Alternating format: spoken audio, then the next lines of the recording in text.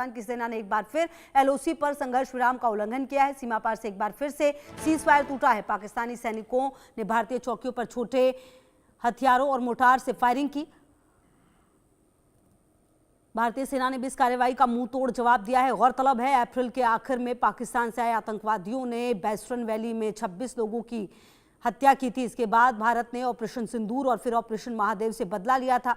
10 मई को दोनों देशों के बीच तनाव के बाद सीजफायर पर सहमति बनी। इसके बाद से बॉर्डर पर कोई उकसावे वाली कार्रवाई सामने नहीं आई। अब फिर से पाकिस्तान ने दुस्साहस किया है। पाकिस्तान की तरफ से फायरिंग के बाद एलओसी पर भारतीय सेनाएं पूरी तरह से अलर्ट है। तो वहीं अब पाकिस्तान को एक बार फिर से करारा जवाब मिलेगा। अब यह करारा जवाब किस रूप में होगा, इसे लेकर चर्चा चारों ओर शुरू हो गई है।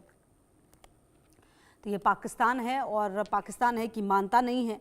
जिस तरह की स्थितियां पाकिस्तान में अभी फिलहाल नज़र आ रही हैं, आप देखिए, एक तरफ वो अपनी आंतरिक लड़ाई भी लड़ रहा है और दूसरी तरफ उसका दुस्साहस ये है कि वो कोशिश करता है घुसपैठ करने की। हालांकि भारतीय सेना लगातार जवाब दे रही है।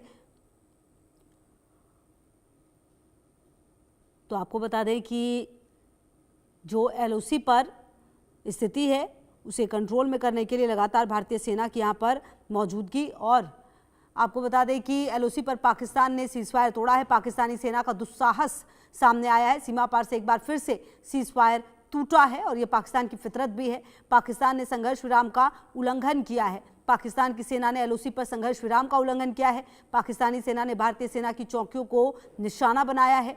पाक सैनिकों ने छोटे हथियारों से गोलियां चलाई है और मोर्टार दागे हैं। अब भारतीय सेना ने भी इसका मुंहतोड़ जवाब दिया है। अब आपको बता दें, पाक हरकत के जवाब में भारतीय सेना ने सख्त और माकूल कार्रवाई की। नियंत्रण रेखा के आसपास के इलाकों में तनाव की स्थिति बन गई है। किसी भी उकसावे का जवाब देने के लिए भारतीय जवान हमेशा तैयार हैं। भारत ने कहा कि किसी भी तरह की उकसावे वाली कार्रवाई को बर्दाश्त नहीं किया जाएगा। तो आपको बता दें कि जो ये पूरा एक्शन है वो सामने आया है और कहीं ना कहीं जो पाकिस्तान है उसकी जो स्थिति है वो आप समझिए कि उसके अंदर भी अभी बहुत कुछ चल रहा है। चाहे वो पीओके हो, खैबर पख्तूनख्वा हो, बलूचिस्तान हो या फिर सिंध का इलाका, और दूसरी तरफ अगर आप अफगानिस्तान के साथ भी देखिए तो स्थिति वहाँ पर भी ख़राब है। और इस बीच आप देखिए कि किस तरह का जो तनाव है वो सीमा पर डालने की कोशिश की जा रही है। शायद इसके पीछे एक कारण ये भी हो सकता है कि जो अपने अंदर चल रहा है उससे ध्यान हटाने की कोशिश और कवायद की जा रही है। तो आपको बता दें कि जो स्थितियां हैं वो कहीं ना कहीं देखने को मिल रही हैं और ये आप समझिए कि जो एलओसी पर स्थिति फिलहाल बनी हुई है, लगातार भारतीय सेना यहाँ पर तैनात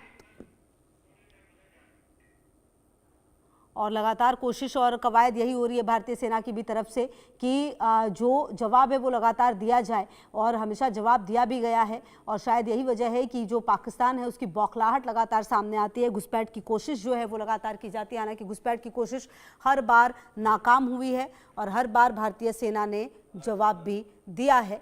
और जो जवाब है वो देते हुए आपको बता दें कि कहीं ना कहीं जो भारत है उसकी मंशा बिल्कुल क्लियर है, क्योंकि कुपवाड़ा में पाकिस्तान ने फायरिंग की और हमारे साथ डॉक्टर मार्तंड झा, विदेश मामलों के जानकार, जुड़ गए हैं। बहुत स्वागत है सर आपका। ब्रिगेडियर रिटायर्ड विजय सागर धीमान जी भी डिफेंस एक्सपर्ट हमारे साथ जुड़े हुए हैं। सबसे पहले आप ही के पास आते हुए डॉक्टर मार्तंड, क्योंकि ये जो स्थिति नजर आ रही है इसमें क्या नजर आता है? कहीं ना कहीं पाकिस्तान चाहता क्या है कि उसके अंदर जो चल रहा है उससे ध्यान हट जाए लोगों का? बिल्कुल, मैं समझता हूँ कि पाकिस्तान की एक तरह की बौखलाहट है। ऑपरेशन सिंदूर में जो कुछ हुआ, भारत ने जितना क्रॉस फायरिंग किया, पाकिस्तान का जितना नुकसान किया, पाकिस्तान चाहता है वो अपने उस नुकसान की भरपाई करे और लगातार वो चाहेगा कि पीओके जैसे स्ट्रेटेजिक एरियाज़ में वो जितनी ज़्यादा चौकियाँ हों वो और बना सके।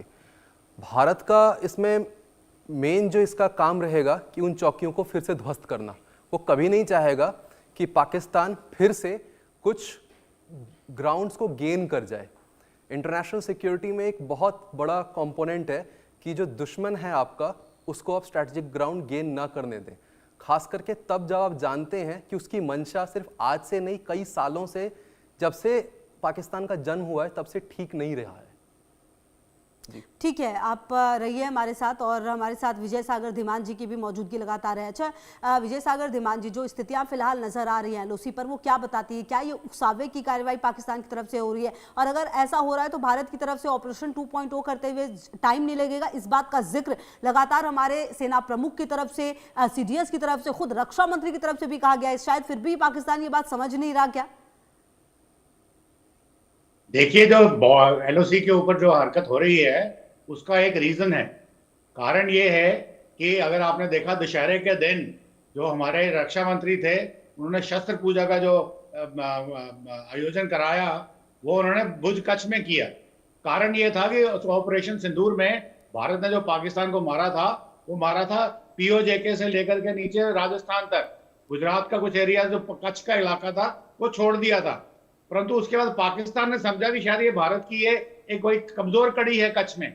और कच्छ में अगर आपको याद हो 1965 में भी एक बार कच्छ इंसिडेंट नाम से कुछ हुआ था, जिसमें उनको मुंह की खानी पड़ेगी थी अल्टीमेटली। तो वो चाहते थे शायद इसको एक्सप्लॉइट करें, उन्होंने वहां पे अपनी डिप्लॉयमेंट शुरू कर दी। यहां तक कि चाइनीज कंपनी भी वहां पे आ गई, जो हमारी इंटेलिजेंस ने हमको बताया। तो उस चीज को काउंटर करने के लिए हमने एक्सरसाइज त्रिशूल शुरू की है कल से, 30 अक्टूबर से, जो 10 नवंबर तक चलेगी। और इसका इलाका है गुजरात से लेकर के गोवा तक का सारा इलाका, और साथ में जितनी भी हाई सीज का इलाका है। अब ये जो एक्सरसाइज हो रही है, ये कम से कम 35,000 ट्रुप्स इसमें पार्टिसिपेट कर रहे हैं। और ये एक्सरसाइज बेसिकली इसलिए है कि कल को अगर युद्ध होता है या कुछ ऐसी बात होती है, तो ये वाला जो सेक्टर है इसको भी हम मजबूत रखें। इसके साथ में एक एक्सरसाइज बे ऑफ बंगाल में भी चल रही है कि ढाका के पास अगर कोई कुछ होता है तो, परंतु that is a separate issue. तो इस चीज को देखते हुए पाकिस्तान की तरफ से गीदड़ भभकियां आनी शुरू हो गई हैं, डरना शुरू कर दिया है, एलओसी के ऊपर उन्होंने वायलेशन शुरू कर दी है, ये दिखाने के लिए कि हम तैयार हैं। परंतु सच्चाई ये है कि इस वक्त जो पाकिस्तानी आर्मी है, अगर मैं एक थोड़े निचले स्तर के शब्द का इस्तेमाल करूं, पाकिस्तानी आर्मी इस समय इस औकात में नहीं है कि भारत आर्मी को फेस कर सके। कारण उसका ये है कि आज वो लड़ रही है बलूचिस्तान में, बलूचिस्तान लिबरेशन आर्मी ने उनको नाको चने चबा के रखे हुए हैं।